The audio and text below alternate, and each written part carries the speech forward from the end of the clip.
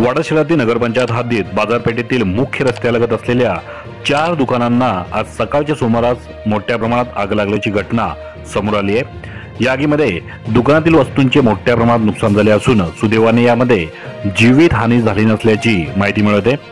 मिळालेल्या माहितीनुसार आगीमध्ये जळालेले गाळे हे रस्त्यालगत असून ते अनधिकृत आहेत, त्यामुळे त्यांना अतिक्रमणाच्या नोटीसी वाडा नगरपंचायतकडून देण्यात आल्या होत्या।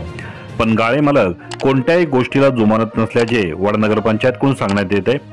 तसेच काही महिन्यापूर्वी वाडा नगरपंचायतकडून अग्निशमन दलाच्या गाडीचा लोकार्पण सोहळा करण्यात आला होता, परंतु पुरेसे मनुष्यबळ नसल्या कारणाने आज ही गाडी उपलब्ध होऊ शकली नाही अशी माहिती नगरपंचायतकडून मिळते।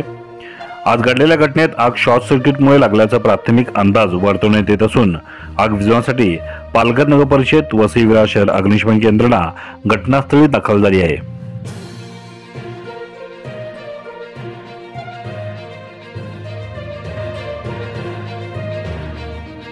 माझ्या मते ही शॉर्ट सर्किटनी एक प्राथमिक अंदाज असं आपण लावू शकतो।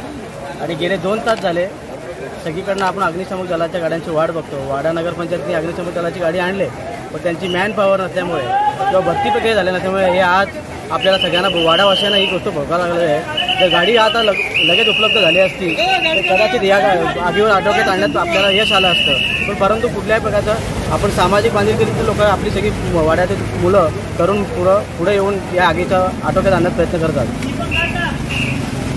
मग सध्या आग विझवण्यासाठी काय प्रयत्न चालू आहेत का? आता 2 टँकर आलेले आहेत, त्याने आपली नगरपंचायतचे अधिकारी कर्मचारी वाड्यातले तरुण हे पाण्याने पाठीने आग विझवत आहे।